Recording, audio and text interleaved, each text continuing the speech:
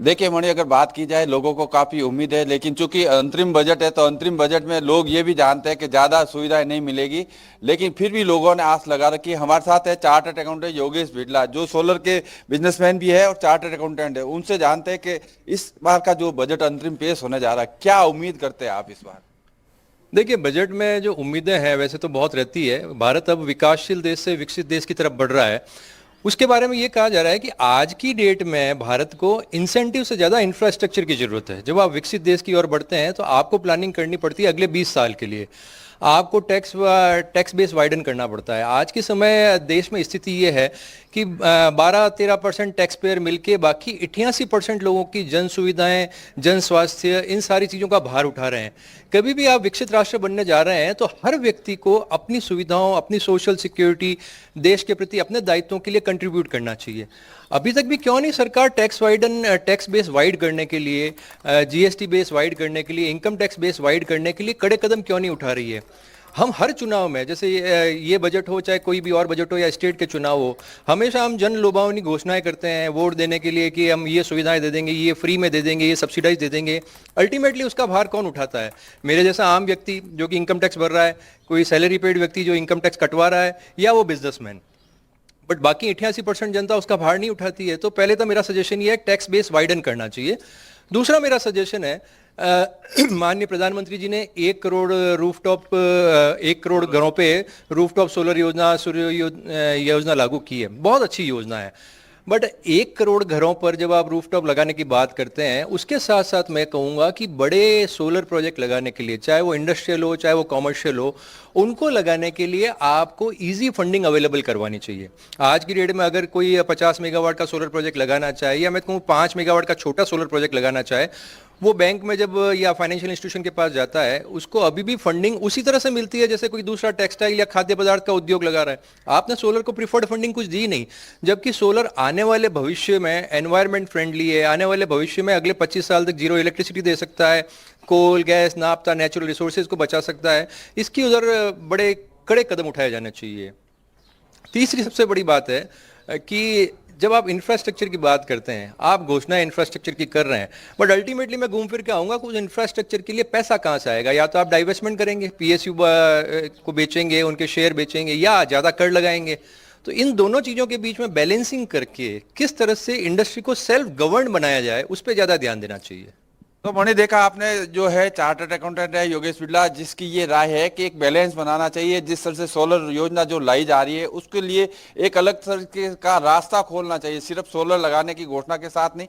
लेकिन बैंकों में अगर जाते हैं तो उन लोगों को भी लोन नहीं मिलता है जो लोग अपने छतों पर सोलर लगवाना चाहते हैं। इसके अलावा टैक्स की भी बात अगर की जाए तो 88% जो लोग हैं वो टैक्स नहीं भरते हैं, तो उसको टैक्स के दायरे को बढ़ाने की बात भी है, जो हमारे सहयोगी जो है चार्टर्ड अकाउंटेंट योगेश बिड़ला वो बता रहे हैं।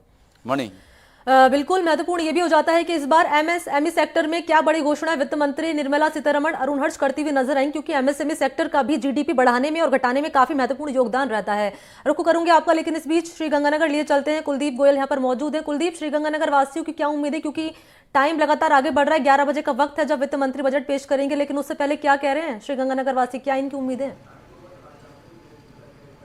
देखिए मणि, श्री गंगानगर एक सरहदी जिला है, तो यहाँ का जो मुख्य कामकाज है वो एग्रीकल्चर बेस्ड है। तो ऐसे में यहाँ पर किसानों को इस बजट से काफी जो उम्मीदें हैं वो है, क्योंकि साल भर जो किसान है वो पानी के लिए आंदोलन करते रहते हैं। इसके साथ साथ जो कृषि यंत्रों पर अनुदान की बात हो या बीजों की बात हो, ऐसे में किसानों को चाहे वो पंजाब से नहरों के माध्यम से पानी आता है, उन नहरों को पक्का करने की मांग हो। वहीं दूसरी ओर जो पेट्रोल और डीजल के दाम है वो पूरे भारत के अंदर श्री गंगानगर जिले में सबसे अधिक हैं। और पीएम मोदी ने राजस्थान के जो इलेक्शंस थे उस दौरान जो एक गारंटी दी थी कि राजस्थान के अंदर सरकार बनने के बाद में इन भावों की समीक्षा की जाएगी। तो ऐसे में जो श्री गंगानगर के लोगों को कृषि और पेट्रोल डीजल के क्षेत्र हैं उसको लेकर काफी उम्मीदें हैं। हमारे साथ मौजूद है पेट्रोल डीजल जो एसोसिएशन है उसके जिलाध्यक्ष आशुतोष गुप्ता, इनसे जानने की कोशिश करते हैं। आशुतोष जी, मोदी जी ने चुनावों के दौरान गारंटी दी थी, क्या लगता है कैसा होगा बजट आगे? देखो जी, हम तो बड़े पॉजिटिव हैं, क्योंकि मोदी जी की गारंटियां जो राजस्थान में उन्होंने बोला था वो धीरे धीरे करके, चाहे वो सिलेंडर की हो चाहे वो ईआरसीपी की हो, ये पूरी हुई है। तो हम भी उम्मीद करते हैं कि जो डीजल पेट्रोल पे मोदी जी ने बोला है वो पूरा होगा और हम इसी उम्मीद के साथ बड़े पॉजिटिव होकर बैठे हैं। अदरवाइज अगर रेट कम नहीं होता या जीएसटी में नहीं आता तो हमारे पंप ऑलरेडी बंद पड़े हैं, काफी नुकसान चल रहा है, बहुत दिक्कत है। आप लोग पिछले कई सालों से लगातार आंदोलन कर रहे हैं, हमने एनडीटीवी के माध्यम से खबरें भी दिखाई हैं, वजह क्या है? एक्चुअली क्या है सर, हमारे यहाँ जो राजस्थान में टैक्स है डीजल पेट्रोल पे वो बहुत ज्यादा है। पूरे हिंदुस्तान में सबसे ज्यादा जो टैक्स है वो राजस्थान में ही है। 31% पेट्रोल पे ले रहे हैं, 21% डीजल पर ले रहे हैं। तो क्या है कि उससे जो डिफरेंस है वो बहुत हो गया। और दूसरा क्या है, जो ट्रांसपोर्टेशन है उसका पूल अकाउंट नहीं है। जयपुर से हमारे यहाँ 5 रुपए महंगा है, जयपुर में 108 रुपए पेट्रोल है, हमारे यहाँ 113 रुपए है। तो सरकार को इसमें कुछ करना चाहिए, बहुत परेशानी है लोगों को भी, पेट्रोल पंप और मालिकों को भी बहुत ज्यादा दिक्कत है। पंजाब के बॉर्डर पर बैठे हैं, यहाँ से पंजाब का जो डिफरेंस है 15 रुपए लीटर सस्ता मिलता है पंजाब के अंदर, 5-7 किलोमीटर दूरी पंजाब है, तस्करी होती है। तो ऐसे में आपके जो पेट्रोल पंप है वो उस पर काफी बुरा असर पड़ रहा है। तो हमारी बिक्री खत्म हो गई ना सर। 200-300 लीटर में मेरा खुद का पंप 200-300 लीटर डीजल बेचता है, 200-300 लीटर पेट्रोल बेचता है। जो हम पहले 5-5 हजार लीटर बेचा करते थे वो 200 लीटर पे आ गए।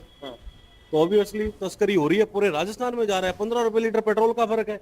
कल ही प्रशासन ने पकड़ा है, प्रशासन रोज कार्रवाइयां कर रहा है। पर क्या है कि प्रशासन में तो इतने कितने लोग हैं, 1000 लोग लेके आ रहे तो 10 को पकड़ेंगे, 20 को पकड़ेंगे। हर बार जब आंदोलन होते हैं या चुनाव आते हैं, बार बार कहा जाता है कि इस और कुछ ना कुछ कदम उठाए जाएंगे।